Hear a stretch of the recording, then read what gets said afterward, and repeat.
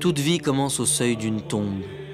Ma tombe, je l'espère, se situera sur le mont des Oliviers, non loin de la maison que j'habite de l'autre côté de la vallée de la Géhenne.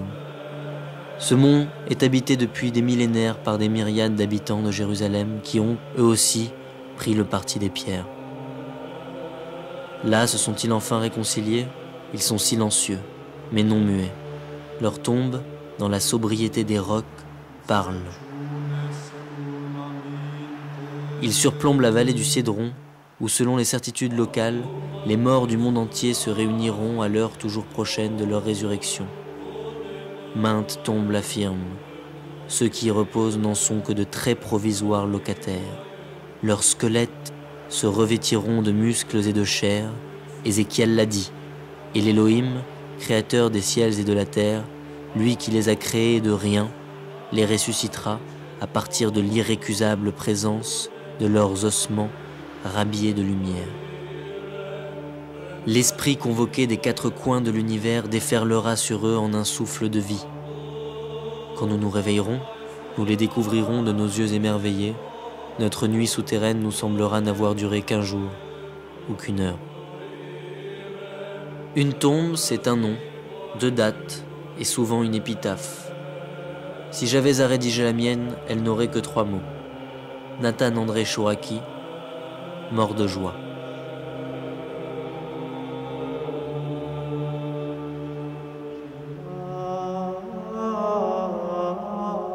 André Chouraki est à la veille d'un retour vers Jérusalem, sa ville.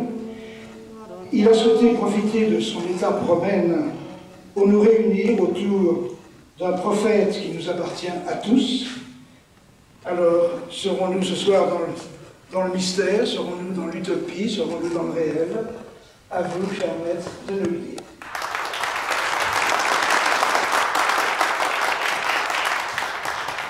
Messieurs les cardinaux, messieurs les ambassadeurs, chers amis, c'est avec émotion que je reparais sur cet audio de cette tribune que j'ai fréquentée dès mes premiers pas dans ma carrière d'homme, après avoir eu une dure guerre dans les maquis de France. Premier pas que j'avais fait, Toulouse Réunion, auprès du cardinal Tisserand, que vous avez tous connu et qui m'a ouvert les portes de bronze, que j'ai eu le privilège de fréquenter pendant ce demi-siècle et plus, dans une histoire qui est maintenant pas simplement anecdotique, mais qui a révolutionné l'histoire du monde.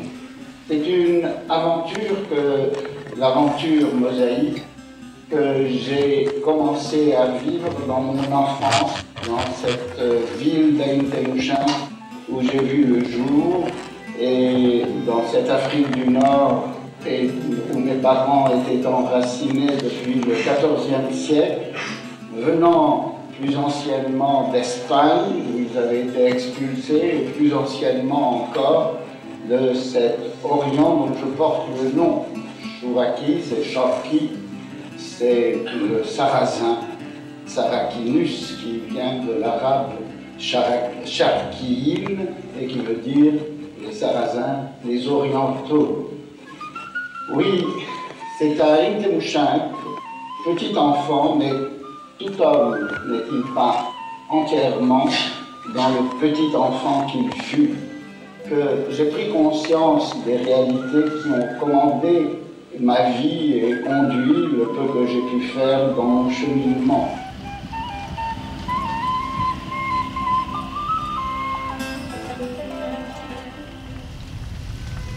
Quand mes ancêtres, qui avaient été chassés par les Romains de Palestine, de la Judée, ils ont erré à travers la Méditerranée, probablement ils sont passés par les Baléares et par différents endroits pour aboutir en Espagne.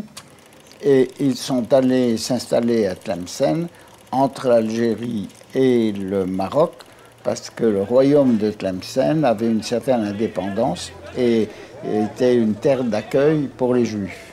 Les Juifs algériens étaient implantés en Algérie, on en a des vestiges et des traces depuis l'époque qui précède l'ère chrétienne, donc qui précède de beaucoup l'arrivée des musulmans en terre algérienne.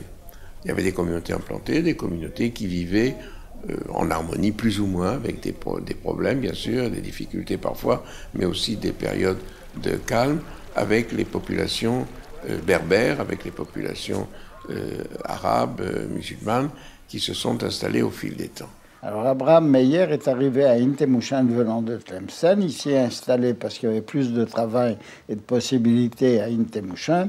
Et il a ouvert avec sa femme et bientôt ses enfants. Il en a eu 9, dont ma mère qui était l'aînée, un commerce de céréales. Et comme il était un paysan né, il a planté de la vigne.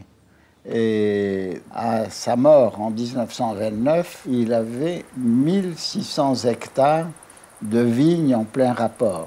Ma mère n'avait que 17 ans.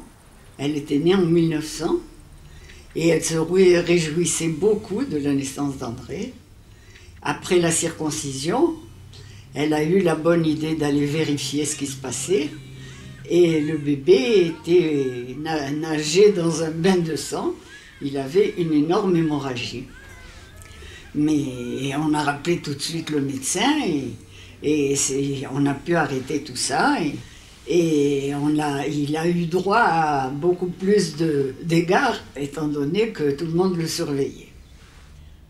Chez moi, Moïse existait. C'était le modèle des modèles. Enfant, j'avais du mal à ne pas penser que c'était le cousin qui habitait le village voisin. En tous les cas, il habitait notre maison, beaucoup plus présent que n'importe quel autre vivant. Mon père me conduisait dans les synagogues, et dans ces synagogues, à longueur d'année, tous les ans, on répétait par péricope, 52 péricopes, on répétait le Pentateuque, du premier livre au 5e livre. Et on le connaissait par cœur, mais pratiquement tous les ans, il fallait revenir et on savait quelle semaine il fallait lire tel péricope. Moïse était présent chaque jour. C'était difficile d'échapper à la présence de Moïse. Nos prières, c'était lui qui les dictait, nos livres, c'était lui qui les faisait. Un monde sans image. Tu ne feras pas d'image, dit le 4e commandement.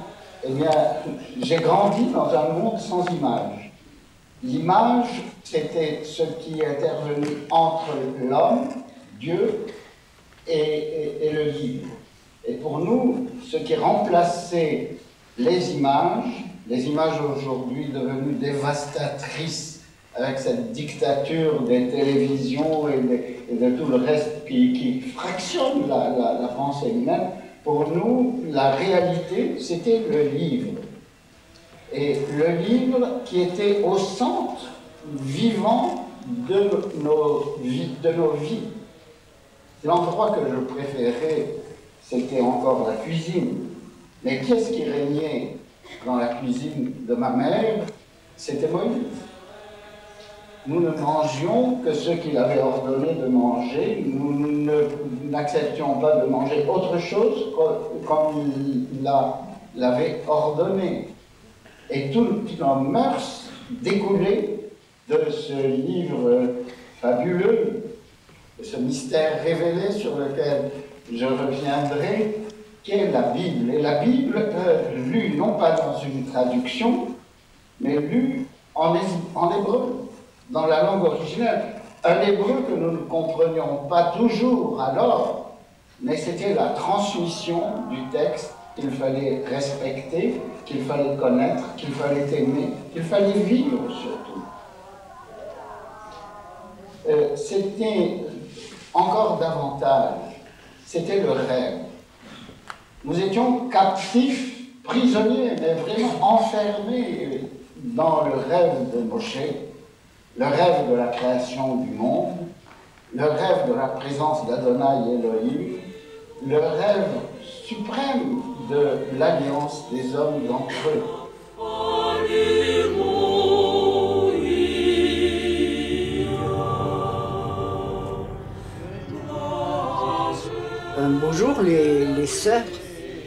catholiques sont arrivées à Intémouchent. Et elles ont frappé à la porte de tous les catholiques riches, les colons, qui existaient déjà à Intémouchent. Et en leur demandant des locaux parce qu'elles voulaient s'établir et faire des écoles gratuites pour les enfants. Tout le monde a refusé, on les a rejetées. Et quand elles sont arrivées chez le grand-père, il a dit « Mais bien entendu, je vais vous faire des écoles. Je vais vous les construire et je vais vous donner pour l'instant celles que j'ai. » C'est pour ça qu'on a tous été élevés par les sœurs. J'ai eu comme première maîtresse Sœur Ubaldine. Ça a été ma première maîtresse, si j'ose dire, et qui m'a appris le b.a.-ba que l'on apprend à tous les enfants dans tous les jardins d'enfants du monde. Dans la rue Pasteur d'Intémouchent, c'est là où j'ai appris à devenir un petit français. علم الدراري ديالنا الحرف فرنسا بالحق تهلا فهم بس يزيدوا في الدين ديالنا.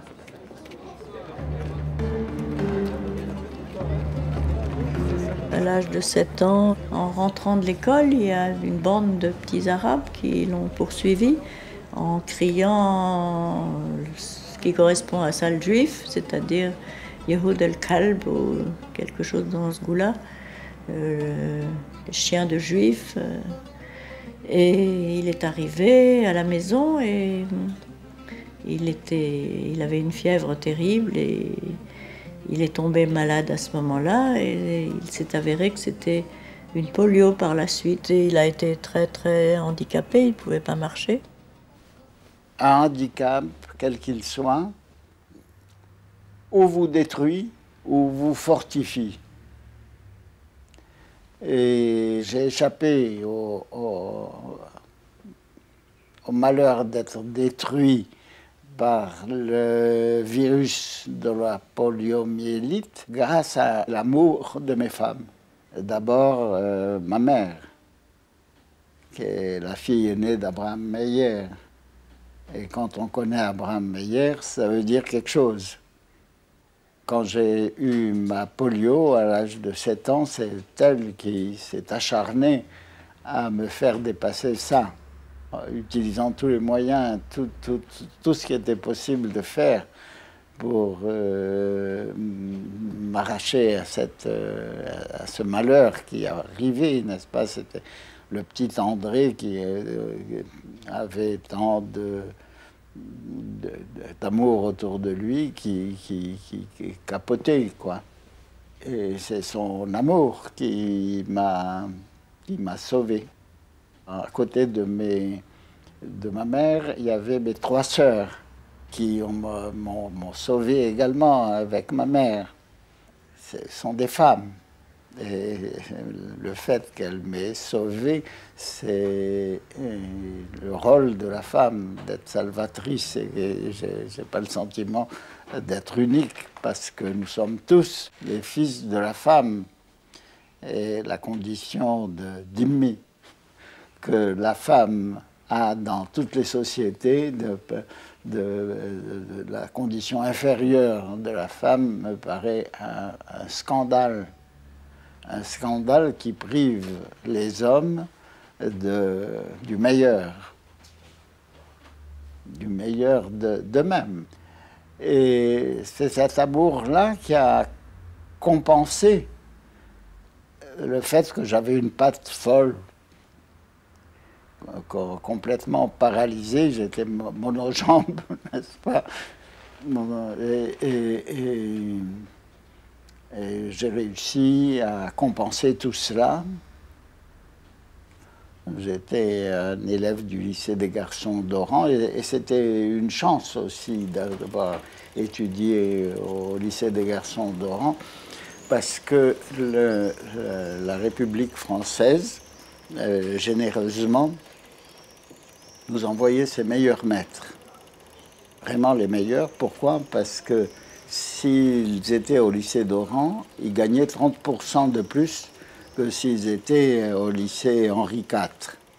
Et j'ai profité de cet extraordinaire enseignement qui m'a donné les instruments de pensée que je n'aurais pas eu si j'étais resté à Intemouchant ou ailleurs. Vous allez apprendre à parler le français, à le lire, à l'écrire, comme le font les petits garçons et les petites filles de votre âge, à Paris et dans toutes les villes et les villages de France.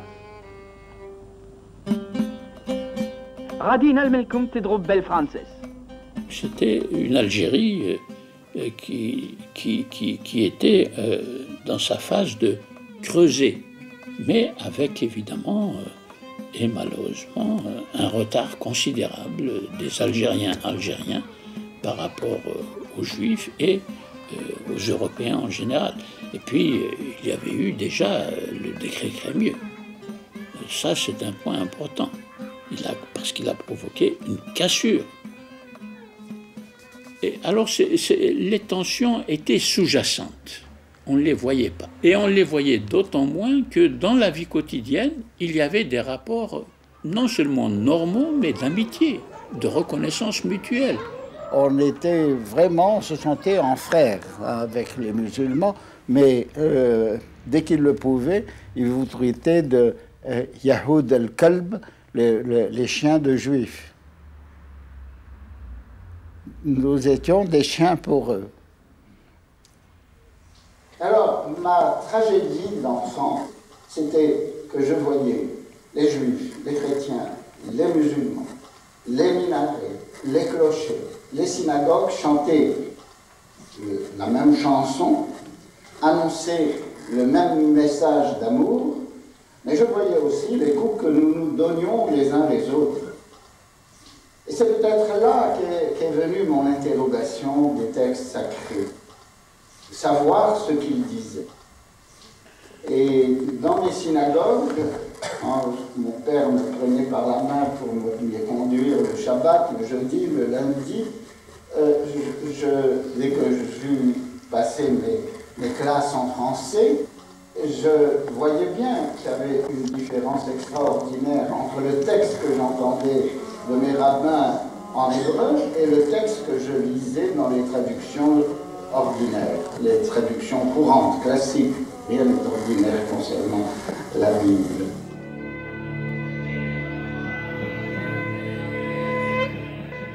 Il a eu cette transplantation de muscles à l'âge de 17-18 ans en France, et la clinique de la montagne où il était, il y avait des infirmières qui étaient protestantes, avec lesquelles il a lié amitié et qui lui ont fait découvrir la Bible. La Bible, il l'avait connue uniquement jusqu'à sa bar mitzvah et dans la liturgie. Il n'avait jamais pratiqué la Bible avant. Yvonne s'est acharnée à vouloir me convertir. Lisez ses lettres, je les ai publiées non pas par égocentrisme, mais parce que ce sont des lettres extraordinaires d'une qualité littéraire et de pensée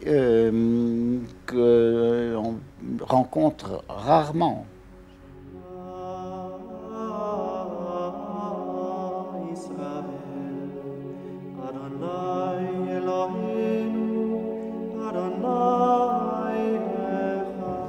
Mon premier voyage à Genève date d'une époque où la plupart d'entre vous n'étaient pas encore présents sous le soleil.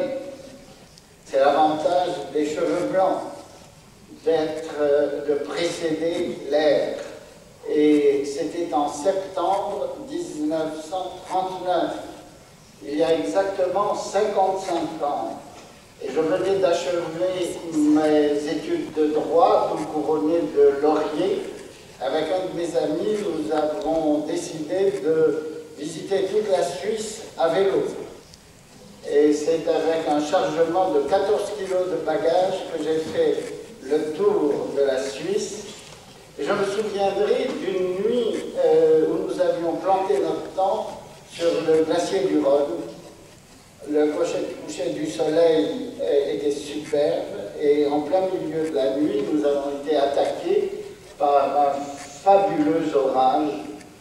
Et pensant que c'était ma dernière heure qui était arrivée, et ça l'était. Ça l'était, nous avons survécu à l'orage, mais pas à la guerre qu'il annonçait. Et dévalant à toute vitesse, je suis allé vers Marseille, où j'ai pris le bateau pour mon Algérie natale, et là j'ai vu le déclenchement de cette guerre qui n'est pas encore terminée et qui a ensanglanté nos personnes, nos familles, nos pays, et dont nous supportons encore le poids de mort. Par la suite, il a connu Colette, avec qui il s'est marié. Colette était chrétienne et une grande pianiste et qui a composé de la musique. C'était une mystique, une contemplative, toujours en prière. Alors elle aussi lui a fait partager sa foi et elle s'est mariée avec lui, elle s'est convertie en Algérie au judaïsme. Et Colette a eu une petite fille, Emmanuelle, un bébé tout à fait normal, tout à fait bien, mais qui est décédée très peu de temps après à cause de la chaleur. Ça a été l'hydratation, elle avait manqué de liquide.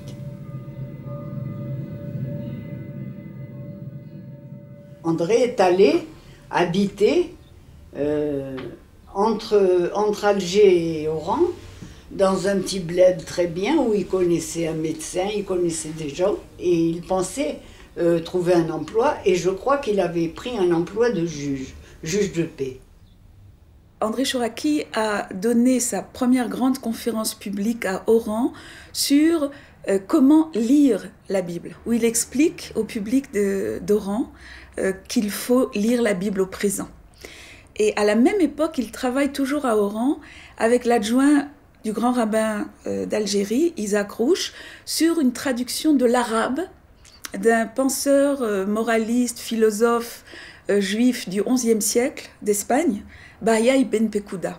À l'époque où il parle à Oran, c'est déjà le début de la guerre, le statut des Juifs qui expulse les Juifs de la plupart des professions, mais André Chouraki, au lieu de rester à Oran, ou comme certains, où ses parents lui recommandent partir aux États-Unis ou aller se réfugier quelque part, retourne dans la gueule du loup à Paris pour suivre les cours de l'école rabbinique. Il avait demandé au grand rabbin Libert de suivre les cours de l'école rabbinique, non pas pour devenir rabbin, mais pour devenir un vrai juif, parce que, dit-il, si Hitler en voulait à ma vie, il fallait que je sache ce qu'est être juif.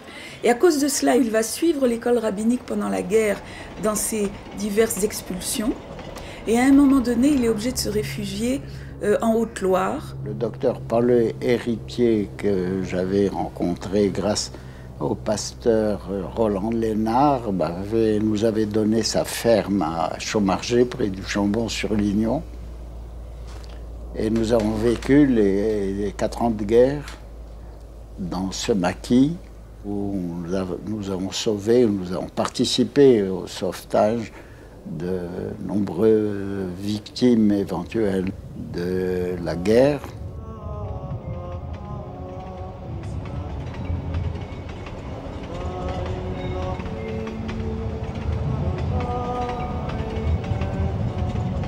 André Chouraki n'est pas seul. Pendant la guerre, il est dans une véritable pépinière, puisqu'autour de lui, il y a d'une part Georges Weida, donc son professeur de l'école rabbinique, qu'il a pu faire entrer au Chambon-sur-Lignon comme professeur et à qui il a trouvé un logis. Mais il y a aussi Jacob Gordin, qui n'est pas très loin. Donc Gordin réunit autour de lui des élèves qui sont tous des maquisards, et Chouraki, Gordin, Weida et tous ces combattants juifs. Chouraki écrit même dans ses livres biographiques tous ces maquisards barbus réunis la nuit après leurs actions autour de Jacob Gordin dans ce que nous appelions plaisamment l'école des prophètes. C'est des gens qui, la nuit venue, étudient la Bible, prient et étudient le Talmud, étudient leurs sources juives. Je crois que se ressourcer était indispensable pour nourrir et justifier leur combat dans la journée.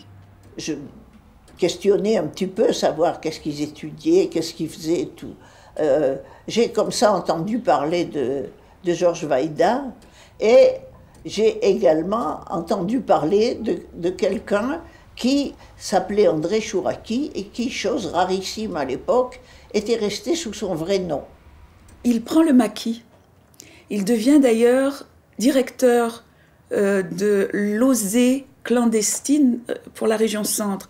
On lui a amené des petits groupes d'enfants de Lyon et lui s'occupait de trouver ce que nous appelions des planques, c'est-à-dire des cachettes chez les paysans et les habitants de Chaumargé ou des environs de Chaumargé.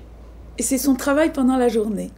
Mais quand vient la nuit, cet homme d'action se transforme en homme de plume.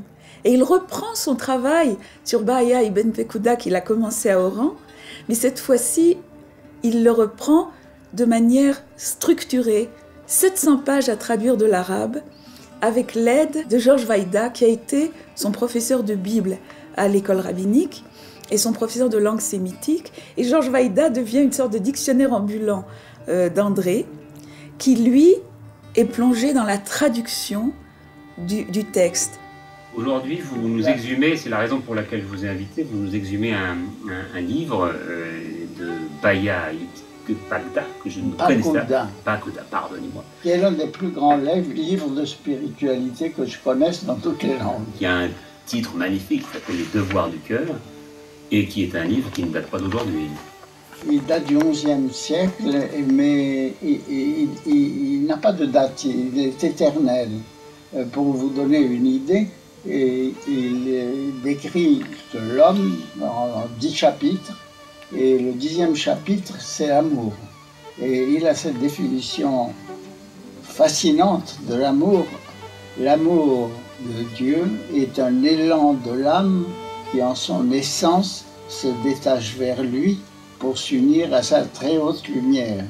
En 4 termes, il fait tout le parcours de l'âme en quête de sa vérité. Et j'en recommande la lecture pour la lumière qu'il jette sur l'homme, sur la femme, sur l'avenir. Moi, c'est là que je vois naître cette association qui va être marquante tout au long de sa vie entre l'homme d'action et l'homme de plume.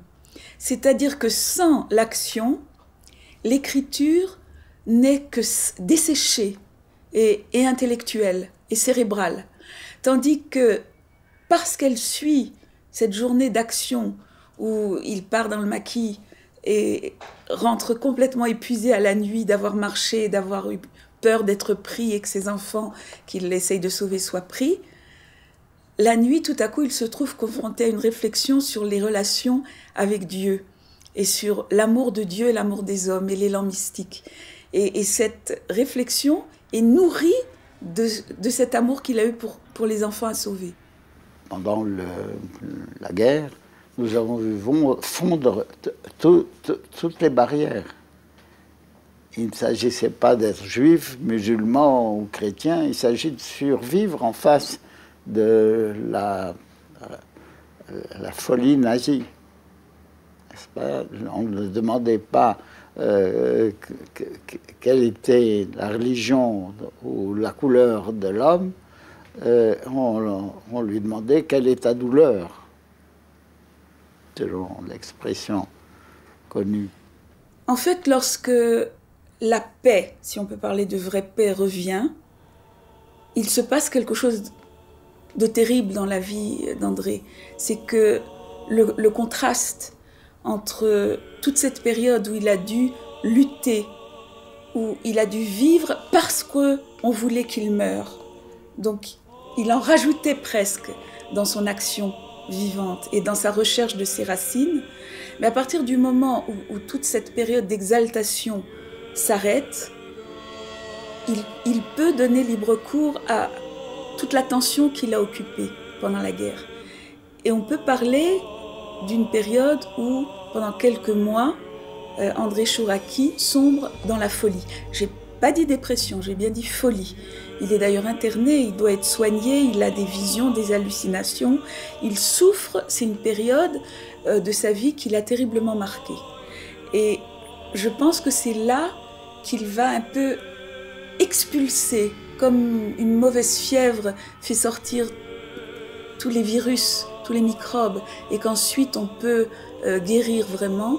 Il va expulser toute cette haine qu'ont eu les nazis et les antisémites contre les juifs pendant la guerre, toutes ces horreurs qu'il a vues autour de lui. Dans mon maquis du Chambon-sur-Lignon, nous étions au départ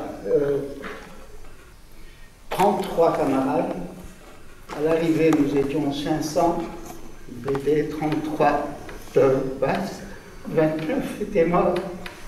Quand on a vécu ça, excusez-moi, mais on peut difficilement s'en remettre, n'est-ce pas? Et c'est une tragédie pour l'humanité entière. Dès que je suis sorti de la guerre, la première des choses que j'ai faites, c'est comment faire pour sortir vraiment de tout ça. Et j'ai demandé à un de mes amis, le professeur Alphonse Dupron, qui est l'historien des croisades. Je lui ai demandé, écoute, il me faut une analyse, comment faire pour changer l'histoire sur ce plan-là. Et la clé, c'était dans l'enseignement que les Juifs étaient les assassins du Christ. Et Alphonse Dupron m'a donné une consultation, comment aborder le Saint-Siège pour qu'il prenne conscience de ces problèmes qui étaient complètement en dehors de toute perspective chrétienne. N'est-ce pas? Les Juifs s'étaient admis depuis 2000 ans, étaient les assassins du Christ, et puis ils ne voulaient pas en savoir davantage. Je pense que dans ma vie, la personnalité qui m'a fait le plus grande impression était justement Pie XII. Il était complètement déconnecté de ce monde et parlait. Il était dans les nuages de sa mystique et lui parlait des Juifs, de l'État d'Israël. Était aussi étranger que si je parlais à un martien. Mais à côté de Pie XII, il y avait un personnage extraordinaire, c'est le cardinal Tardini. Et le contact, il était intellectuel, il était difficile d'avoir avec Pie XII, c'est avec le cardinal Tardini que nous l'avons mené, et c'est à partir de la conversion du cardinal Tardini a eu plus d'objectivité vis-à-vis des réalités d'Israël, que le long cheminement a été possible. C'est toujours à partir d'hommes seuls que les choses se font.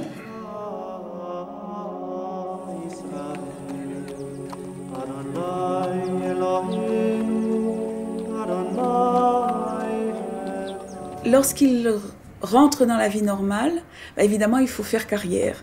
Alors, il fait des études de droit, et il entre dans la carrière juridique. Il va d'ailleurs retourner pratiquer en Algérie, dans son pays natal. Je raconte dans ma biographie ma rencontre avec un soufi de la Zawiya de Mostaganem. J'étais juge de paix à Poussada, en plein désert. Je le vois venir vers moi. Il me dit, tu me permets de te parler franchement? Je dis oui. Et je l'ai fait rentrer dans mon bureau. Et là, il s'est mis à me raconter ce qu'allait devenir ma vie. J'ai dit, mais comment ça va se passer? Et il me dit, tu vas rencontrer un homme qui va t'ouvrir les portes de ta vie. Ah bon? Et je lui dis, mais comment est-il cet homme? Il me dit, il porte une épée. Et c'est cette épée qui t'ouvrira les portes de ta vie. Et j'ai dit, il est juif? Il me dit oui. Je dis, je connais beaucoup de juifs qui portent une barbe, mais pas un seul qui porte barbe et épée. Le fil en aiguille de l'Alliance israélite universelle, on m'envoie rencontrer le président pour qu'il m'engage. Et le président de l'Alliance israélite était René Cassin. Il avait la barbe, il n'avait pas l'épée. Mais 15 jours après, il m'invitait à assister à la remise de l'épée d'académicien qu'il recevait de l'Académie des sciences morales et politiques. Alors j'avais mon mentor avec sa barbe et son épée. Les fondateurs de l'Alliance ont compris que pour défendre et aider les Israélites misérables et persécutés, leur permettre de vivre partout en sécurité et de travailler en paix, il fallait d'abord les affranchir de l'ignorance et leur rendre un juste sentiment de fierté grâce à l'éducation. André a été un collaborateur très proche de René Cassin. C'est lui d'ailleurs qui a demandé à André de le rejoindre à l'Alliance israélite universelle. Il en a fait son délégué en Israël. Il était aussi un délégué international puisqu'il aidait l'Alliance à se constituer les fonds nécessaires et les financements nécessaires. Et donc il a pris son bâton de pèlerin pour aller aussi bien en Europe qu'en Amérique du Sud ou en Afrique. C'est le début de ses grands voyages, c'est aussi ce qui va le mener pour une première fois en Israël, visiter les écoles de l'Alliance en Israël. Et il donne des conférences. Et au bout d'un certain temps, René Cassin décide que cet homme a trop de cordes à son arc, qu'il est aussi un homme de plume et qu'il doit partager la moitié de son temps entre l'action et l'écriture. C'est-à-dire qu'une partie de l'année, environ 6 mois, il faisait des voyages pour l'Alliance où il créait des comités pour l'Alliance en Afrique du Sud, au Congo, en Amérique du Sud, qui, à longueur d'année, ont rapporté beaucoup d'argent à l'Alliance pour ses œuvres. Mais d'un autre côté, il pouvait, tout en étant salarié de l'Alliance, continuer son œuvre littéraire. L'une des contributions importantes d'André Chouraqui à la renaissance de la culture juive après la Seconde Guerre mondiale, c'est la création aux éditions des presses universitaires de France d'une collection qui portait le nom de Sinaï, source d'Israël. C'est l'Alliance israélite universelle qui demande à André Chouraqui de diriger cette collection. Mais André Chouraqui réussit à imposer des titres comme Maïmonide, Buber, l'historien Baron, le spécialiste de la Bible Yecheskel Kaufmann, ou sa propre traduction des psaumes qui paraît aux presses universitaires. Toujours aux presses universitaires, André Chouraqui lui-même écrit dans la collection Que sais-je 3 petits volumes sur la pensée juive, l'histoire du judaïsme et l'État d'Israël. L'un des livres qui a été le plus marquant, c'est l'histoire des Juifs d'Afrique du Nord. Du point de vue de l'historiographie juive, c'est la première fois finalement qu'on écrivait une histoire des Juifs dans une perspective qui n'était pas ashkénazo-centriste. Parce que André Chouraqui était un séfarade occidentalisé. Donc il avait les instruments de l'Occident qui lui ont permis de voir son patrimoine et son histoire d'une manière qui n'était pas déformée par la centralité du monde ashkénaze dans la science contemporaine. De ce point de vue-là, à mon avis, c'est une véritable révolution copernicienne dans l'historiographie juive. La relation privilégiée qu'avait André avec René Cassin est quelque chose de tout à fait exceptionnel, qui se traduit d'ailleurs par une œuvre en tant que telle, c'est-à-dire l'œuvre dans l'œuvre. On peut trouver dans la correspondance Cassin-Chouraqui beaucoup de fragments d'histoire de l'Alliance universelle, l'Alliance israélite universelle, Et les 100 ans de l'Alliance qui ont été relatés par André, c'est un volume d'une qualité, d'une profondeur tout à fait remarquable. René Cassin l'a toujours considéré comme son fils spirituel. Sans René Cassin, il n'aurait jamais pu faire son œuvre.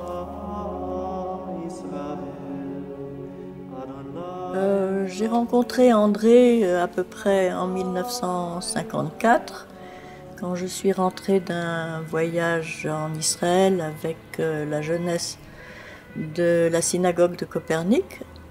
Et à cette époque-là, je dirigeais les jeunes et je cherchais des conférenciers, etc. Et j'avais assisté à une conférence d'André à la Sorbonne et qui m'avait subjuguée. Et j'ai eu le coup de foudre.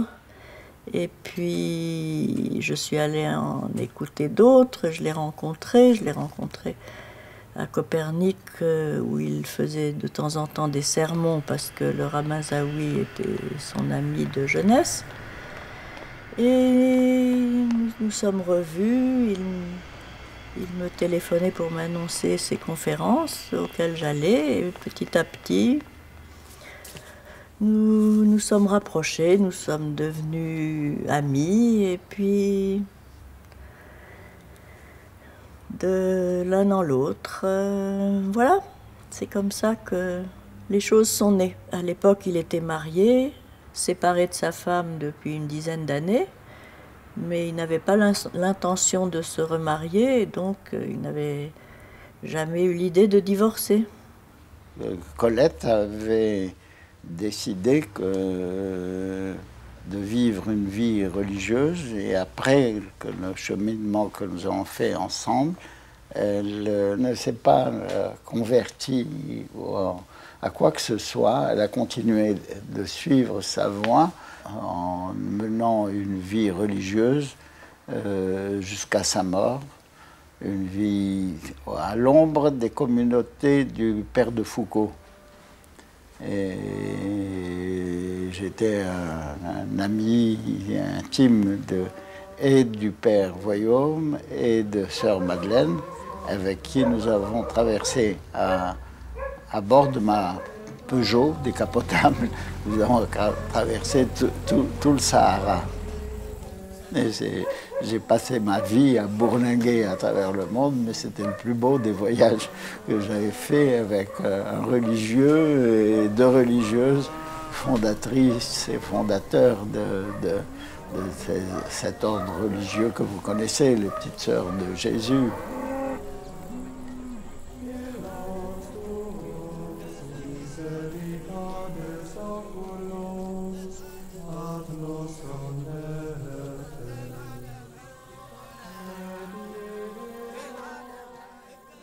André a été aussi en israélien et en hiérosolomitain très actif au niveau de la société israélienne, du gouvernement israélien, puisqu'il a été un proche collaborateur de David Ben Gurion pour les affaires sociales, pour l'éducation notamment. À l'époque, évidemment, l'enjeu d'Israël, c'était d'intégrer de la façon la plus harmonieuse possible les différentes communautés venues en Israël. Il y avait un véritable racisme disant que ces juifs venus des pays arabes étaient inférieurs. Alors pendant 4 ans, j'ai essayé de remédier à cette chose-là. Alors son travail là était un peu sur tous les plans sociaux, mais surtout sur le plan éducatif. La première des choses que j'ai demandé, c'était de doubler les budgets de l'éducation et de faire des allocations familiales dans un pays qui ne connaissait pas ce que c'était. Je me souviens toujours de Lévi Eshkol, qui était le ministre des Finances, quand dans la séance du gouvernement où j'ai demandé des allocations familiales, il a dit publiquement que vous êtes fous, c'est de l'argent gaspillé, ils vont prendre ces allocations pour aller boire de l'anisette. Il n'a pas dit de la vodka ou du whisky. Il a réussi à montrer à Ben Gurion que le règlement des problèmes sociaux du monde séfarade en Israël était aussi important que le problème de l'armée, etc. Parce que c'était ces nouvelles générations qui allaient faire l'Israël de demain. Et cette conviction qu'il avait, il l'a expliqué à Shimon Peretz, à David Ben Gurion et dans les partis, et d'une manière analysée, d'une manière argumentée, d'une manière politique. Et l'intégration d'abord dans la Histadrout de beaucoup de responsables séfarades, c'était aussi la conséquence de cette réflexion de Chouraki avec Ben Gurion. Il s'est surtout occupé de l'éducation et à l'époque où il était auprès de Ben Gurion, le budget de l'éducation a été doublé. Le problème s'est largement résolu avec le peu que j'avais fait pour essayer de le résoudre. Mais c'est un problème d'importance mondiale. En ce sens que nous sommes venus de 102 pays différents en important ici tous les problèmes mondiaux.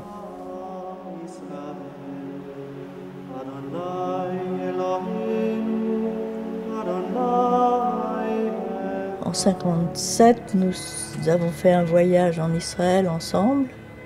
En 1958, nous avons décidé de faire notre vie ensemble et on s'est mariés en novembre 1958. On avait décidé tous les deux de quitter la France et de nous établir à Jérusalem. On a cherché un terrain pour bâtir notre maison et on a trouvé ce terrain à Abou-Tor, en face de la vue que nous aimions du vrai Jérusalem pour nous. C'était à l'époque sur la frontière jordanienne, à 100 mètres de la frontière jordanienne, et tout le monde nous a déconseillé d'acheter ce terrain et de bâtir là, mais on a eu le coup de foudre pour cet endroit et on a bâti. Et on a acheté ce terrain en 1962, on a construit et nous sommes entrés y habiter en 1964. La division de Jérusalem nous était une souffrance continuelle, une souffrance non pas simplement d'ordre psychologique, mais même matériel. Et sur le plan moral, sur le plan spirituel, songez que cette ville où ont été annoncés les grands idéaux bibliques de justice, de paix, de fraternité, d'unité même, était justement une ville cassée en deux. Par la guerre. Eh bien, cette guerre, du moins, a-t-elle eu l'avantage de rendre Jérusalem à son unité, et à cause de la situation géographique, historique, spirituelle, démographique de Jérusalem, nous avons le sentiment que c'est un événement qu'il faudra bien plusieurs années pour le comprendre. On voudrait, dans cette cité, réaliser et réussir une expérience de cohabitation pacifique de chrétiens, de juifs, de musulmans, d'hommes venus de 102 pays du monde, qui prouve à la face du monde entier qu'il est possible, sur cette terre, de réaliser les grands idéaux annoncés par les prophètes et les apôtres qui ont vécu dans cette ville et dont l'esprit continue, parfois en tempête, comme cela s'est passé cette semaine, à souffler sur nous. Quand j'ai été élu vice-maire de Jérusalem, la première action que j'ai prise, ça a été de réunir les chefs de communautés juives, chrétiennes et musulmanes. Et c'était la première fois dans l'histoire millénaire de Jérusalem que ces gens-là se sont réunis sous un même toit pour boire un même café. Première fois. Et ils étaient à se regarder les uns avec les autres, comme ils se découvraient. Après la guerre des 6 jours, ce qui l'a beaucoup choqué, il a écrit cette lettre à un ami arabe parce qu'il a toujours pensé que l'amitié pouvait exister comme il l'avait vécu en partie en Afrique du Nord. Il a compris très rapidement que les territoires étaient un danger, que garder tous les territoires pouvait être un danger. Donc il a voulu établir une passerelle avec le monde arabe. Il a eu un soutien avec des hommes politiques, pas simplement Shimon Peres, toute la classe politique, toute confondue, ont soutenu cette action et ont salué ce livre. Et c'est la fierté aussi du monde séfarade que ça vienne d'un intellectuel séfarade et d'un homme politique séfarade qui comprenait mieux que n'importe qui en Israël toute la mentalité, parce que son passé de juif en Algérie lui a permis de mieux comprendre le monde musulman et arabe. Dans Lettre à un ami arabe, ce qui m'a frappé le plus, à travers l'itinéraire de ces deux amis, on sent très bien que la guerre israélo-arabe ou israélo-palestinienne, ce n'est pas des ennemis déclarés depuis toujours qui sont en guerre, c'est une guerre fratricide. Et ce sont deux frères qui sont tombés en guerre. Et ça, c'est très important de le dire. Et se poser la question, à partir de quoi un juif est devenu l'ennemi number one d'un arabe, et à partir de quoi l'arabe rejette le juif à ce point-là. Il y a une explication de tout l'historique des relations et du vécu judéo-musulman, et jusqu'au moment où en 48-49 tout ça éclate. Et c'est beaucoup plus juste que ça. C'est les idées modernes qui nous ont amenés. Et il y a un passage dans ce livre qui est extraordinaire, quand les deux, le juif et l'arabe, sont à Paris. L'arabe s'est enfourgué dans le marxisme, il est parti vers les mouvements de gauche et tout ça, alors que le jeune juif à Paris a replongé, a redécouvert sa religion, a redécouvert la religion des autres, il a commencé à forger ses racines. Et on voit très bien que c'est dans leur histoire tout à fait moderne. L'un a été fourvoyé par le marxisme, l'autre, au contraire, frustré de toutes ses racines, a replongé dans les racines. Et la séparation a commencé à se faire à partir de ce moment-là. Ma rencontre avec André a été vraiment extraordinaire. J'ai appris énormément de choses. En tout cas, sur ce problème, je ne le réfléchis plus de la même manière. Et je n'ai pas trouvé encore des gens qui n'ont pas été vérifiés d'eux-mêmes, les informations, ils n'ont pas été voir, me donner des explications idéologiquement satisfaisantes sur ce qu'ils disent ou sur ce qu'ils écrivent. Donc, moi, j'aime pas les attitudes violemment inscrites comme ça. Je suis anti-israélien de principe. Moi, ce genre de principe, j'en ai horreur. Comme je suis pour ça d'une manière aveugle. Ça, c'est pas possible. Ça, c'est le début du fascisme, c'est le début de l'intégrisme. C'est le début de l'enfermement. Moi, je suis dans les subtilités, dans les nuances, dans le rapprochement. Et le rapprochement, excusez-moi, si souvent mes pas sont hésitants, mais en tous les cas, ils se rapprochent. אני הרגשתי שזה אני הוא זה כמו אבא שלי, הוא זה כמו אני בן בית פה. מה שאני חשבתי על זה, אני ואנדרי שורקי, שיהיה המזרח התיכון רק שלום אמיתי, יהיה מדינת ישראל, מדינת פלסטינאי, מדינת ירדן, כמו קונפדרציה. זה החליטו בעולם, ויהיה פה מאוד שקט. זה מה שאני אומר. Je suis sûr que le conflit pourrait se régler aujourd'hui si on mettait en pratique l'idée confédérale. מה שהולך זה שנאה. השנאה הזאת היא חייבת לגמר. צריכים ללמד את הילדים שלנו באוניברסיטאות, ילדים שלכם רק לאהוב. לא לשנוא את אחד השני. ואני מאוד עזרתי לו בשביל להביא את השלום למזרח התיכון, ואלוהים גדול, ואני מקווה הזמן הזה יבוא.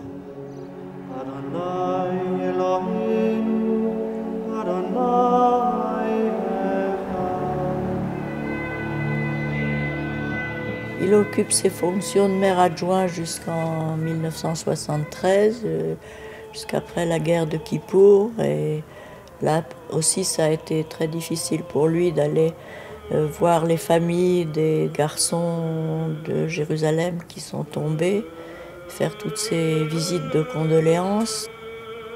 Donc après cette période, il a décidé de quitter complètement la politique et de se consacrer à son œuvre. Et surtout, Jacques Deschanel de chez Desclés de Brouwer lui avait demandé de traduire la Bible. Et il ne s'en sentait pas capable ni prêt alors qu'il était en France. Et Jacques Deschanel ayant réitéré sa demande de traduction de la Bible, cette fois il a dit oui. Il accepte, il s'enferme dans son bureau et il prend des cahiers, un porte-plume à l'encre noire. Et c'est à la main qu'il va traduire d'un seul jet, j'ai calculé ça fait 24 mois, entre 72 et 74, l'intégralité de la Bible. Et si on rajoute les évangiles, le Nouveau Testament jusqu'en 77, on peut dire qu'en quelques courtes années, un seul homme, dans Jérusalem, face aux murailles de la vieille ville, la cité de David, le mont des Oliviers que je suis en train de voir pendant que vous tournez, un seul homme va traduire des textes qui sont nés ici, c'est-à-dire dans cette région. Et donc, le fait que ce soit un seul homme qui a essayé de traduire seul à travers son style, mais en faisant bien attention aux mots employés et qui revenait à travers le texte biblique pour montrer que c'est la même parole qui s'exprime à des époques différentes, peut-être exprimée différemment à cause du temps qui a changé ou du lieu qui a changé, mais c'est le même Dieu qui parle. Je crois que ça, c'est aussi une de ces intuitions qui passe très bien dans le fait qu'il a traduit seul l'intégralité de ces textes. C'est toujours à partir d'hommes seuls que les choses se font. Ça a été un travail incroyable. Il se levait à 5 heures du matin et il était à son bureau à traduire la Bible, à se fabriquer un petit dictionnaire avec des fiches. Chaque mot avait une fiche. Chercher à traduire toujours les mêmes mots par les mêmes traductions. Il s'entourait de toutes les traductions. Il essayait de s'abstraire de toutes les autres traductions, mais en les connaissant, pour traduire au plus proche de l'hébreu. Et il choisissait après les spécialistes de chaque livre, par exemple, et des spécialistes autant chrétiens que juifs. Et il y a le père Dreyfus qui était un spécialiste du Cantique des Cantiques, qui a relu le Cantique des Cantiques. Pour le Nouveau Testament, il y avait le père Gilbert. Il m'avait donné sa première traduction de Ben Sira et de la sagesse de Salomon, en me demandant de lire ça et de faire toutes les corrections que je suggérais. J'en ai fait un certain nombre, et même assez nombreuses, parce que j'ai beaucoup travaillé ces livres-là. Le résultat a été qu'il a refait complètement la traduction. C'est celle qui est imprimée dans ces gros volumes, en 10 volumes qui ont paru chez Brepols. Chaque fois qu'il pensait qu'il comprenait mieux quelque chose, qu'il y avait de nouveaux éléments aussi sur le plan archéologique et tout ça, il renouvelait toujours sa traduction. Ce n'est pas une traduction terminée. La traduction hébraïque de la Bible, je ne suis pas compétent en arabe ni en grec pour les autres textes, mais la traduction hébraïque a ceci de particulier qu'il a su recréer une langue qui se rapproche de l'hébreu d'il y a plusieurs millénaires. Il a su rendre effectivement la beauté du texte. Il y a d'autres traductions également très poétiques, mais il faut toujours veiller à être fidèle au texte lui-même et aussi à l'esprit du texte. C'était une traduction qui collait au texte. Et par conséquent, elle échappait à tout ce qui est un peu targoumique, que nous trouvons souvent dans des traductions françaises, et en particulier, par exemple, pour le Nouveau Testament, dans la traduction œcuménique de la Bible, ce n'est pas littéral. On a arrangé les textes, et je connais aussi des traductions américaines qui ont un peu joué avec le texte. Au contraire, il était très très proche du texte. André Chouraqui n'a jamais voulu délégitimer la croyance des autres. Il savait très bien qu'elle était authentique. Mais une partie de ses croyances s'appuyait sur des textes sacrés transmis de génération en génération à travers des traductions de traductions. Puisque finalement, les chrétiens lisent la Bible à travers des traductions contemporaines qui s'appuient sur la tradition de lecture, soit de la Septante, la première traduction en grec, 3e siècle avant l'ère chrétienne, 1er siècle après l'ère chrétienne pour les livres de Moïse, avec toutes les révisions qui ont eu lieu par la suite, la Vulgate pour le texte latin, pour les catholiques notamment, puisque la Vulgate est devenue le texte dans le texte sacré qu'on lit à l'Église. Et évidemment, la Vulgate s'appuie elle-même sur la Septante en revenant à l'hébreu, mais à une époque où des dogmes très définis existent déjà dans le monde chrétien, où on lit la Bible à travers une tradition de lecture qui n'est déjà plus la tradition de lecture juive. Et où éventuellement certains textes peuvent être adaptés, comme par exemple le fameux texte de la Vierge que tout le monde connaît, c'est-à-dire la Vierge va devenir enceinte, alors que l'hébreu dit l'hébreu ne dit pas habetula, qui serait le mot qu'emploie l'hébreu biblique quand il veut parler d'une jeune fille vierge, mais le texte de Isaïe dit alma, et alma c'est la jeune fille ou la jeune femme. Donc on ne peut absolument pas traduire alma par betula. Mais pour des raisons dogmatiques, le passage d'Isaïe qui annonce la naissance d'un enfant qui s'appellera Emmanuel et qui sera engendré par une jeune femme, une Alma, a été traduit par la Vierge concevra. D'ailleurs, le temps biblique est au présent dans la Bible. C'est l'exemple le plus classique, le plus traditionnel, mais il montre bien à quel point, à partir d'une traduction, on peut créer des dogmes et parfois on peut même créer des thèmes qui transforment par exemple Israël, quand il s'agit d'Israël, l'Église, en Israël, peuple de Dieu, et Juif en peuple maudit. Judas, qui au départ est tout simplement un disciple de Jésus, en peuple maudit. Et certains ont d'ailleurs souligné, des chercheurs, des traductologues non juifs, que souvent par la traduction des noms propres ou des noms comme le fait que Jésus était appelé Rabbi par ses disciples et qu'au lieu de traduire par Rabbi, on a traduit par maître ou par Seigneur. C'est vrai que Seigneur en français vient a donné sieur et monsieur, et que Rabbi a aussi donné Reb en hébreu qui veut dire monsieur. Je veux dire, on peut discuter même sur un plan étymologique, sémantique, morphologique, et dire il y a toujours des raisons qui expliquent les traductions. Mais en fait, Jésus a cessé d'être un rabbin juif pour devenir le Seigneur, à travers une traduction. Voilà encore un deuxième exemple. Je pourrais vous en donner des dizaines. André Chouraqui était très sensible au primitivisme impliqué par la parole biblique au-delà de tout le processus de civilisation que les différentes lectures, les différentes traductions ont imposé au texte. Lui cherchait au contraire à déciviliser le texte biblique pour retrouver le surgissement originel, le cri. Ce n'est pas par hasard qu'il y a autant de points d'exclamation dans sa traduction de la Bible. Alors, cette authenticité, évidemment, elle est difficile à rendre dans une langue comme le français qui est si éloignée de l'hébreu. Il ne peut donc trouver que des équivalences.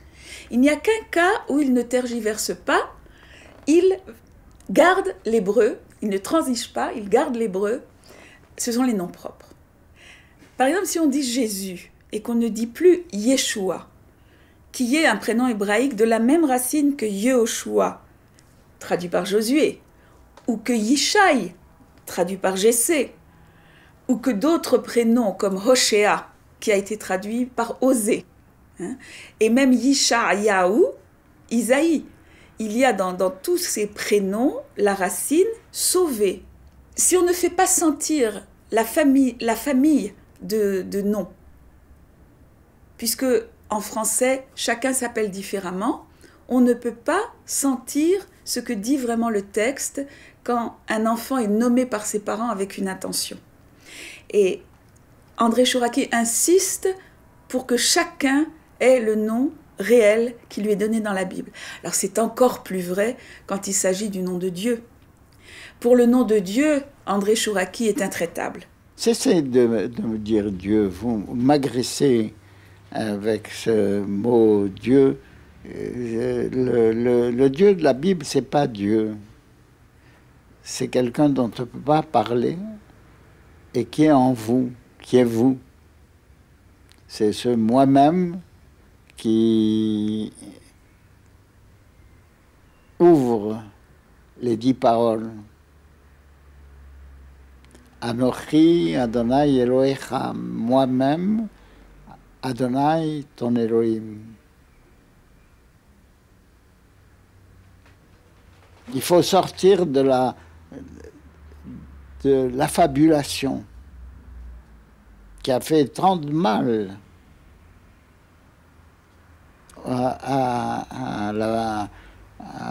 au message. Tous les traducteurs disent « Je suis l'Éternel ton Dieu ». Et l'hébreu dit « Anochi ». Anochi, ce n'est pas un verbe, c'est un pronom personnel. C'est moi-même.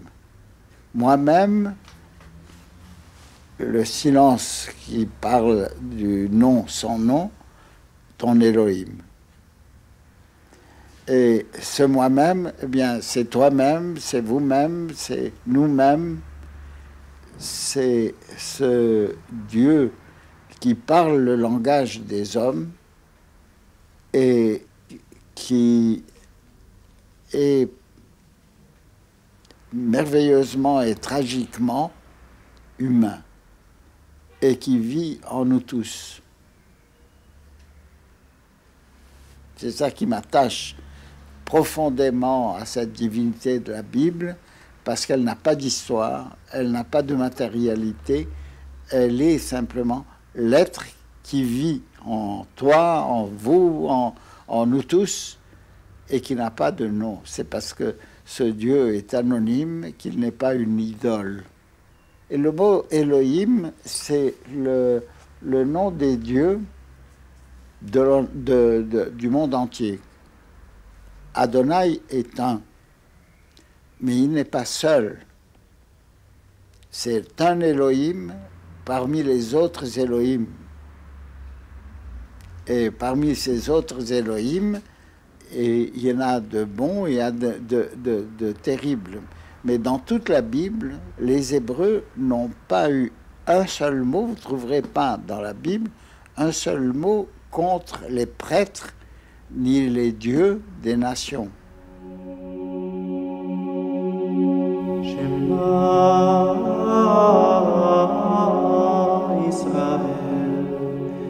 Je l'admirais beaucoup pour ses qualités d'accessibilité, de bonne conversation, de se trouver bien avec tout le monde. Mais je l'admirais surtout pour son sens de la langue. Ça, c'est vraiment quelque chose de merveilleux.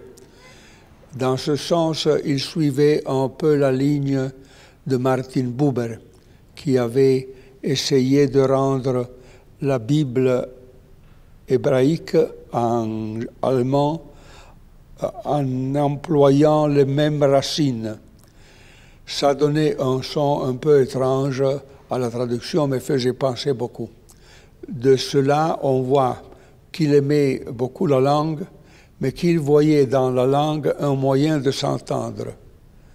Et par la traduction de la Bible hébraïque du Nouveau Testament et du Coran, il voulait dire qu'on peut dire ces choses et s'écouter mutuellement. C'était son ouverture vers le dialogue.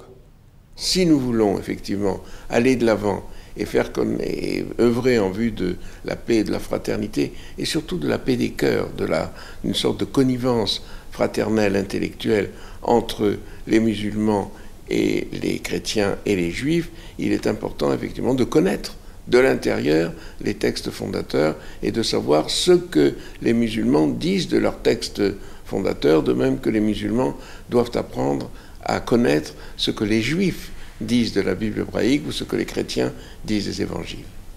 أعوذ بالله من الشيطان الرجيم وإذ قال موسى لقومه يا قوم اذكروا نعمة الله عليكم إذ جعل فيكم أنبياء وجعلكم ملوكا وآتاكم ما لم يؤت أحدا من العالمين. Alors, dans le Coran, sourate 5, Al-Ma'ida, la table servie, verset 20, il est dit, souvenez-vous, lorsque Moïse dit à son peuple, ô mon peuple, rappelez-vous le bienfait de Dieu sur vous, lorsqu'il a désigné parmi vous des prophètes, et il a fait de vous des rois, et il vous a donné ce qu'il n'avait donné à nul autre au monde. Sourate 5, verset 20, et c'est ce que nous, les musulmans, nous lisons dans nos prières lorsque nous récitons le Coran. La révélation coranique intègre beaucoup de versets de la Bible et un rappel constant de la prophétie de la Bible et du message de l'Évangile qui est un message de paix. Et la Bible aussi promet la paix et demande d'interdire dans les 10 commandements, dans le décalogue, d'assassiner ou de ne pas respecter ses parents ou le décalogue interdit d'adorer quelqu'un d'autre que Dieu. Nous avons de fermes points communs de théologie dogmatique qui montrent que l'islam et le judaïsme ont gardé les mêmes principes, les mêmes références dans le sacré. Pour nous, c'est sacré. Jérusalem, le Quds, c'est aussi sacré. Donc, tout est fait pour rapprocher, je dirais, les juifs et les musulmans dans leur adoration de Dieu. Donc, il faut qu'il y ait un consensus de tous les hommes de la terre, de toutes les nations, pour éliminer la violence, la guerre, le terrorisme. Pour traduire la Bible, il a essayé de retrouver des échos d'une très ancienne époque dont la Bible est le reflet. Dans les évangiles, il a essayé de retrouver le substrat juif de Jésus, le substrat pharisien de Jésus. C'est encore une démarche archéologique. Dans le Coran, il a essayé de retrouver le substrat proto-sémitique des mots arabes qui composent le Coran, en allant au-delà de l'arabe, en recherchant le sémitique qui est derrière l'arabe. Donc il a voulu provoquer encore une fois, en disant que finalement derrière l'arabe du Coran, il y avait peut-être un petit peu d'hébreu. Évidemment, pas de l'hébreu, mais du proto-sémitique, c'est-à-dire ce qui est commun à l'hébreu et à l'arabe. Et ça, c'est quelque chose d'assez audacieux, évidemment. Si la Torah est le livre de l'Alliance, Sefer Abrit, le Nouveau Testament est aussi le livre de la Nouvelle Alliance. Qu'est-ce que c'est que l'Alliance? C'est le traité que le Créateur offre à ses créatures. Et par essence, l'Alliance est universelle. Et le Coran, en plusieurs de ses pages, le dit avec force. Le prophète l'est envoyé à l'humanité que pour réaliser l'idéal de l'Alliance. C'est ultérieurement que cet envoi s'est transformé en création d'une nouvelle religion, mais d'une nouvelle religion. Toutes les pages du Coran l'affirment et les premières traditions de l'islam l'attestent aussi. Ce livre a pour but la réalisation de l'alliance initiale d'Adam avec Allah, l'alliance successive de Noé avec Allah, l'alliance d'Abraham et de Moïse avec le Créateur et celle de Jésus également. J'ai eu le privilège dans ma vie de faire le tour des Écritures saintes et des Juifs, la Torah, des chrétiens, le Nouveau Testament, et des musulmans, le Coran. Et dans ce voyage merveilleux qui remplit de joie toute ma vie, ce voyage merveilleux dans ces écrits sacré de la Méditerranée, qui devrait être proclamé patrimoine de l'humanité entière, parce que c'est à la base de ces textes que la Méditerranée s'est forgée. J'ai fini par aboutir à une conclusion. Il faut dépasser toutes nos théologies. Les Juifs doivent sortir de leur ghetto, s'ouvrir au grand vent de l'univers. Et c'est ce que l'État d'Israël fait contre vents et marées. Cette ouverture sur l'univers est devenue absolument nécessaire et incontournable. Les hommes qui se replient sur eux-mêmes sont déjà des vainqueurs de l'histoire. Les religions qui se replient sur elles-mêmes sont déjà des vaincus de l'histoire. Les peuples sont déjà morts s'ils ne s'ouvrent pas au grand vent de l'univers qui est en train de naître. C'est-à-dire que nous sommes tous porteurs de quelque chose, nous venons de quelque part.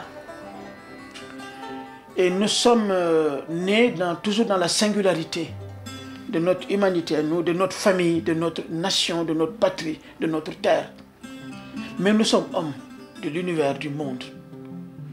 Mais il y a un proverbe africain dont j'ai souvent parlé avec André, qui à mon avis dit cela.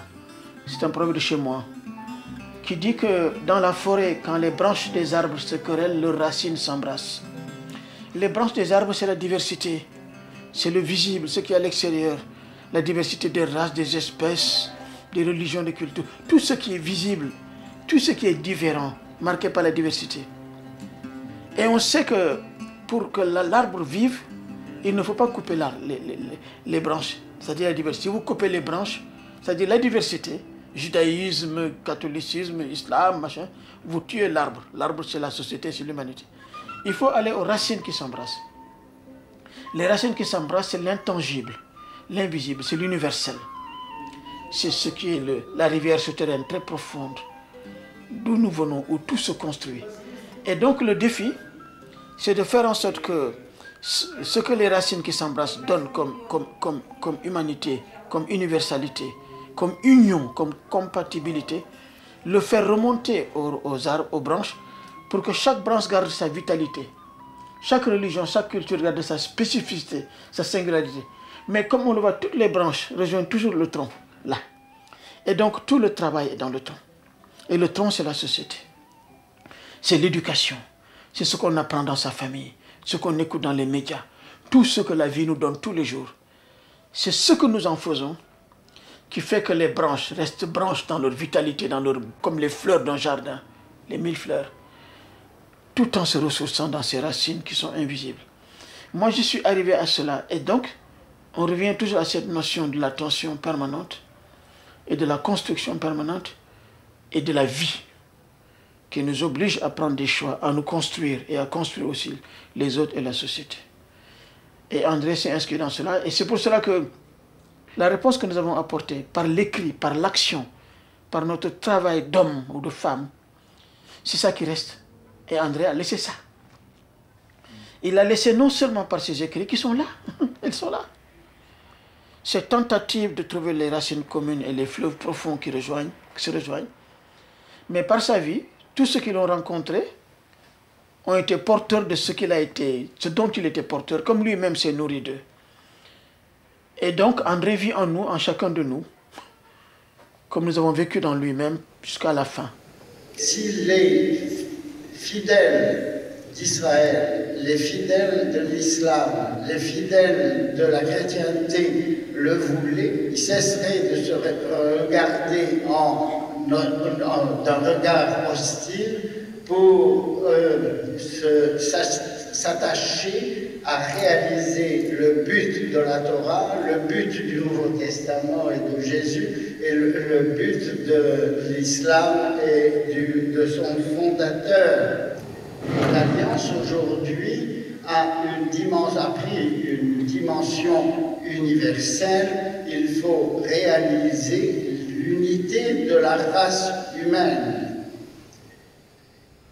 Il était de ces hommes qui pensent que le conflit est une aberration, non seulement parce qu'il est nuisible, mais parce qu'il est contraire à l'absolu qui nous habite, Donc il était un militant de la fraternité, et ses livres sont des buissons ardents de la fraternité parce qu'il fait la démonstration métaphysique et pratique, à partir de la passion qu'il avait pour Israël et pour le peuple juif, de l'inéluctabilité de la réussite générale.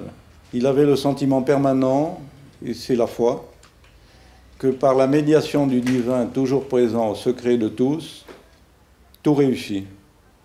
Donc là aussi, il pouvait dire comme Rimbaud, d'avance je vois leur stupeur. Il pensait que l'échec dans lequel se perdent les nations, et même la plupart des Juifs dans le monde moderne, c'était un échec dû à une forme de bêtise. Le mot des évangiles, l'homme n'a pas compris la création. Il a conçu l'unité du monde en quelque sorte. Et ça, je trouve que c'est tout à fait magnifique. C'est une pédagogie de l'unité du monde à partir des Juifs musulmans chrétiens. Je crois qu'il a ciblé quelque chose d'essentiel. Il a ciblé non seulement l'état de ces trois grandes religions, mais il a ciblé aussi l'utopie, qu'elles sont forcées par devers elles, de par peut-être la présence de Dieu en leur secret, mais un Dieu qui est peut-être plus large que ce qu'elles en font, mais qui est tout de même actif. Il a forcé les trois grandes religions à admettre l'inéluctabilité de leur dépassement dans un humanisme radical de l'autre, où ces différences s'abrogeraient, même si les particularismes doivent toujours durer. Mais je crois qu'il a très bien compris et éclairé la phrase de Jésus, Dieu est amour. Nous sommes tous un.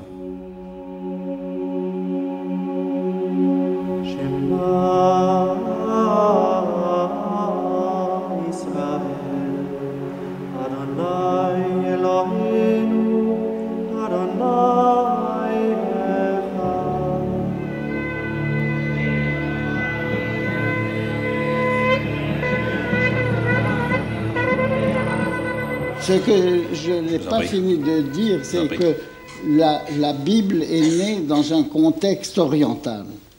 Et ce contexte oriental a été radicalement effacé par l'hellénisation et la latinisation de ce texte. Et pour vous donner, j'ai cité la première phrase du Tao qui est formidable, c'est une clé pour la compréhension de la Bible. Un nom qui se peut prononcer n'est pas le nom qui fut toujours. Et le nom du Dieu de la Bible est imprononçable. Et par ailleurs, dans la Bible, il y a 200 mots sanscrits, en sanskrit, qui attestent les relations profondes, spirituelles également, de l'univers biblique et de l'Asie. Professor Shiraki wanted to visit Shinto shrine, Ise shrine, which is the holiest Shinto shrine in Japan. I was translating, but he said, "Stop translating. I want to feel it." And he stood there maybe 5 minutes, no translation, no explanation. And he said, "Here, only here, for thousands of years, the living prayer is conducted daily to the living temple." He said this. This is only the place. Makuya means the meeting place between God and man. And this Makuya movement started in May 1948 by a businessman, Professor Abraham Ikuro Teshima. He thought the Bible is not only the Bible, the book of the Jewish people, but Kimitzion Tetzet Torah, Udvar Hashem Yerushalayim. So from the state of Israel, this whole message reaches to the entire world as all Lagoim. Professor Shiraki once said, if you see Japanese people, non-Jewish people, far away, far a corner of the earth, and trying to absorb the real message of the Bible, and with such a love of Israel and love of the Bible and the love of God, and coming to Israel, I think he thought that this is a sign of Tukfat Mashiach. And he really suggested us to translate these books into Japanese because the Bible is misunderstood through wrong translations. Je pense que le jour viendra où, comme l'annoncent les textes sacrés qu'il a traduits, les hommes cesseront de se faire la guerre parce qu'ils auront tous compris qu'ils ont soif du même message et d'une même parole. Et cette parole, en français aujourd'hui, on peut mieux l'entendre, je crois, à travers la traduction d'André Chouraqui qu'à travers d'autres traductions. J'espère que son message sera entendu et que ses enfants continueront ce message et son action. Sa grande fierté, c'était ses enfants. Et ses petits-enfants qu'il affectionnait énormément. Surtout sa petite fille aînée, Nahama, qui était, je pense, la plus proche de lui. סבא הוא ראה בן אדם בתור בן אדם, והוא לא ראה בן אדם בתור יהודי, נוצרי, ערבי, בודהיסט. הוא ראה כל בן אדם כבן אדם. אני חושבת שאם כל האנשים בעולם היו כאילו מגיעים לרמה כזאת של חשיבה, ולרמה כזאת של אהבה כאילו של החיים והשלמה, אז כאילו העולם היה מקום טוב. זה החותם נראה לי שהוא השאיר בי ובאנו בכל אחד מהנכדים, שכאילו, הילדים, נראה לי. You know, he had always a stick. Yes. And he said, you promise or not? If not, I will give you the stick. And I still remember this sharp eyes and his stick. Professor Chouraqui מסמל את הגשר. גשר של אמונה, גשר של תקווה לכל עולם. הוא עבר ימים קשים, חיים מלאים, אבל מלא תקווה ומלא אהבה. בסיום אני רוצה לשיר את השיר ששרנו ביחד, גשר צר מאוד. כל העולם כולו גשר צר מאוד, גשר צר מאוד, גשר צר מאוד. כל העולם כולו גשר צר מאוד, גשר צר מאוד. והיקר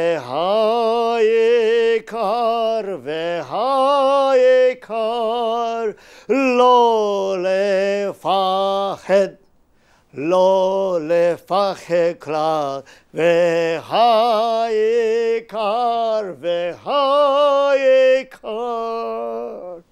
לא לפחד כלל.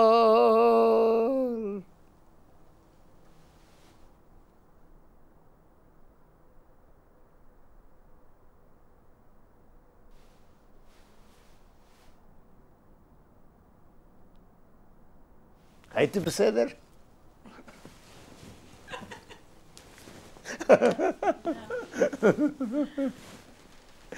לא מקל. אני מתגעגע. הבנה נכונה של התנ"ך. הוא היה מורה בתנ"ך. והוא הווה. 个爷。